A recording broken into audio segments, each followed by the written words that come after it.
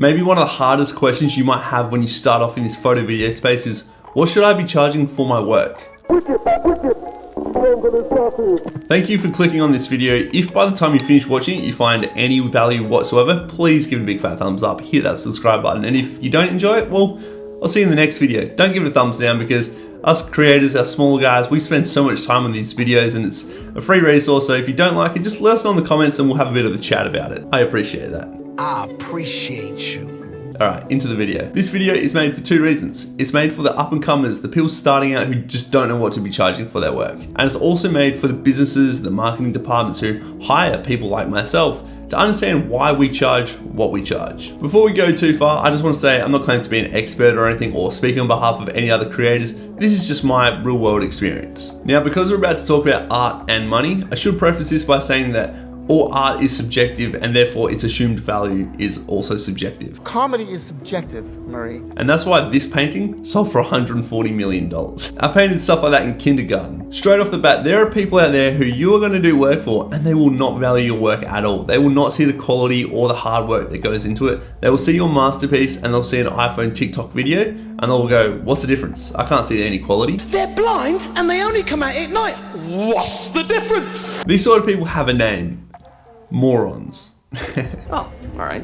Then you're just a moron. The other type of person you'll shoot for will really value your expertise and your knowledge, your ability to be able to shoot and create what they want, but also they understand how much the gear costs and how you have to create this in the computer in post-production. These sort of clients understand all the hard work it takes to make their dreams become a reality, and they understand that your product is bringing value to their business, and in turn, they're willing to pay the price. These guys, they're called legends. You want to keep these guys around.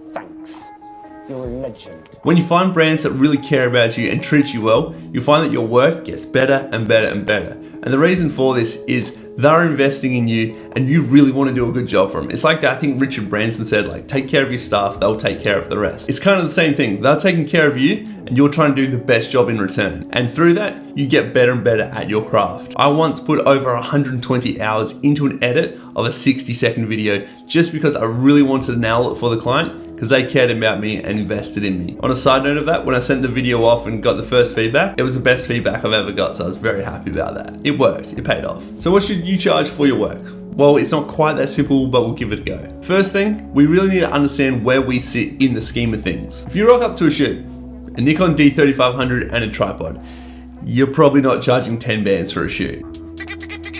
10 bands, 20 bands. This isn't to say that you can't make great content on budget gear. This is more if a client's paying $10,000, they've probably got a few expectations around the quality of production and what equipment is used. These expectations will probably exceed the cafe around the corner who's probably going to pay $500 to $1,000 for the whole thing. Shoot, edit, deliver. You definitely don't need the best gear in the world to start earning money and make great content, but you do need to be realistic. A beginner here in South Australia is probably looking like $500 to $1,000 for a small cafe shoot, edit, deliver. Whereas people on the upper echelon might be $2,000 a day plus just to rock up on set. This doesn't include gear hire or anything like that. You might be new to the game or be a small business owner and think 30-second video, $1,000, it's pretty good money, right? And you would be right if it was as simple as rocking up, shooting, handing you the SD card and saying see you later.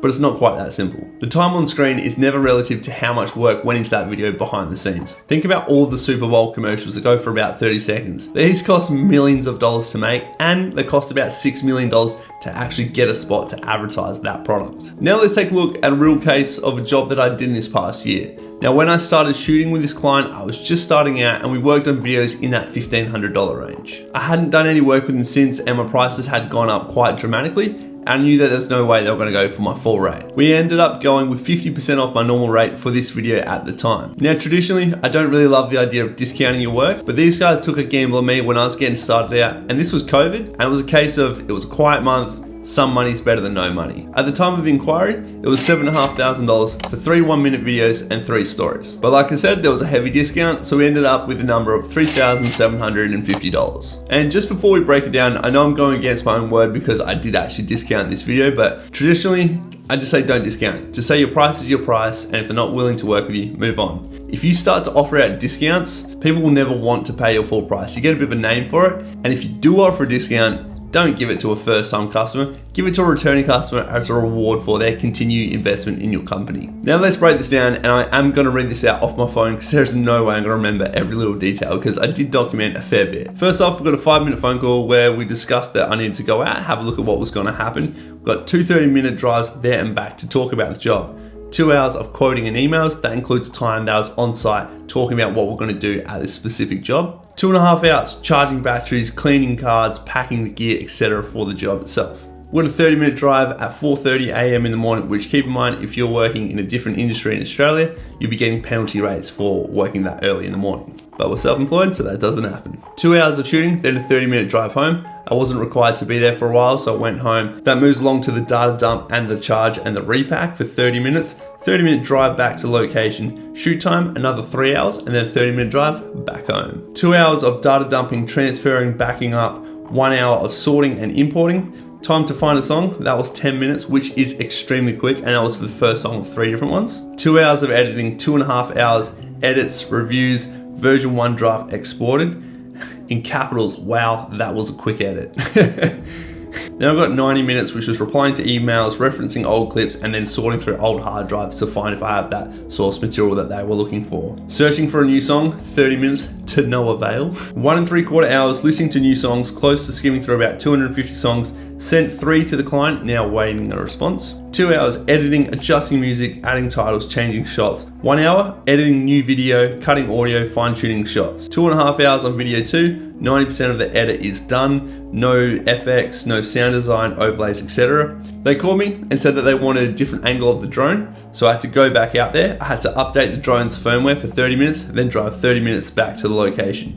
25 minutes of flying the drone, 15 minutes to recover a crashed drone because a flock of pigeons took that sucker out the sky. It got attacked by a sky rat.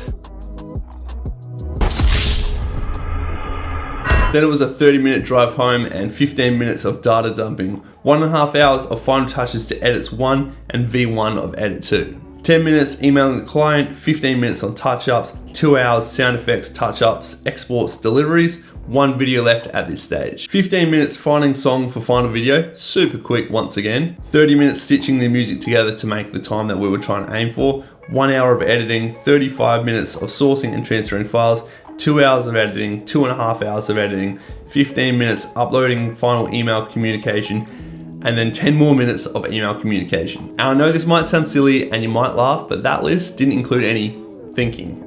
You think this is funny? I spend a lot of time in the shower, lying in bed at night, procrastinating other jobs, playing PlayStation when I'm driving, just thinking about the projects that I'm working on. What can I do with this shot? How can I transition that, etc.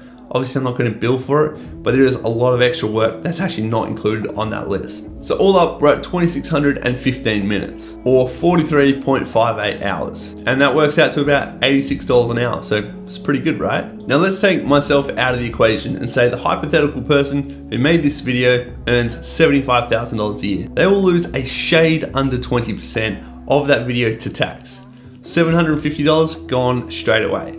And if they earn any more than $75,000, they're going to charge GST. That's an extra 10% they'd lose. But let's just work off not charging GST, which for anyone not in Australia is goods and services tax. So if we take that $750 off, we're now down to $69 per hour. Now because we're self-employed, no one's paying our superannuation contributions except for ourselves. And if we want to match the rate of what's standard in Australia, 10%, $375 from that job goes straight into our super fund. It's not essential to do, it's just recommended. Now all of a sudden, we're down to $2,625, and that's $60 an hour. So 60 bucks an hour, still sounds pretty good, doesn't it? But when you factor in to go and make those videos happen on location, I took over $30,000 worth of gear just to capture it.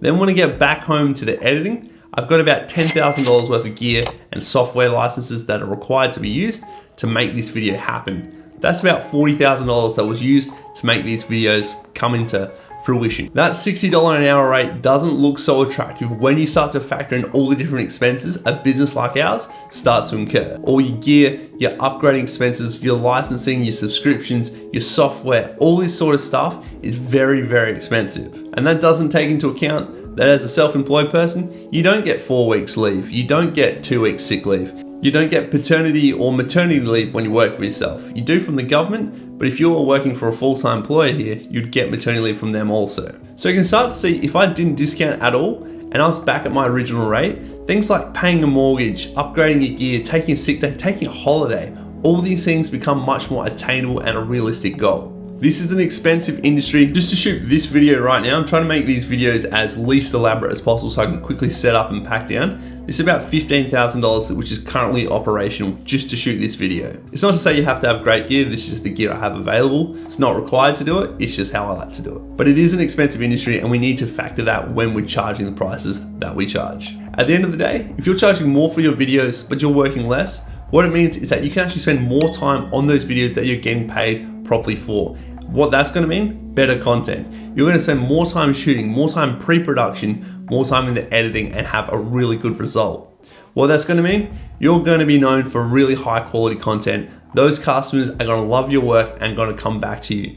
You therefore are going to have a much better business as a result. For the potential clients out there who have found someone that they want to book, but you don't quite like their price, to be quite frank about it, we charge what we charge because we're worth it. Because you're worth it. We have spent years and years honing our craft. Literally blood, sweat, and tears. Neither one of those is a lie. Thousands and thousands of hours of learning, understanding, honing composition, the editing side of things. All of this makes this product worth it. Is it worth it? Let me work it. We've all gone to the unofficial University of Filmmaking, which is just learning and sucking up knowledge through practice and error. I think that's meant to be trial and error. But we'll have a wealth of knowledge, and to be able to execute that is a whole nother thing as well. At the end of the day, the operators that charge the good prices, they're worth it. They've been through it all, they know exactly what to do, and they will get you a really good quality production. To the new content creators out there, if you want to start charging money or start charging more money, you need to have a portfolio, proof of experience where someone can view your work and go, I want to book this guy or this girl. If you want to shift into a new type of video, well, hey, real estate. Go knock on a real estate agent's door and say, hey, I'll do a video for free or do one for cheap. I want to build some portfolio, put it on your website, and then you can contact more people. Building that portfolio and showing how diverse you are is really key. In this industry, we don't really have degrees. You can go to film school and you can study and whatnot, but at the end of the day, your portfolio is your degree. If you have a really good portfolio, who cares where you studied? I never studied, lots of people didn't study. They're just creative people, they picked up a camera and they made some good stuff. They posted it online and that's how things started rolling. One thing I've always found a little bit strange in this industry is as soon as you bring up price with a client, they always try to haggle you down. I just tell you my price is my price. This bloke won't haggle. Won't haggle? If they don't want to work with me, I just say that's fine, and I'll go and find them someone else, and I'll recommend one of my friends. There is a meme which I absolutely love. I'll put it up on screen right now. I'm gonna read it off my phone because it's that good. So the client willing to pay $500 says, I just feel as though with this investment I'm about to make in you that we should understand how our lives are about to change, and I need results, and you need to bring them. I'm entrusting you with our livelihood and our lives. And then the $50,000 client says, money sent, thanks.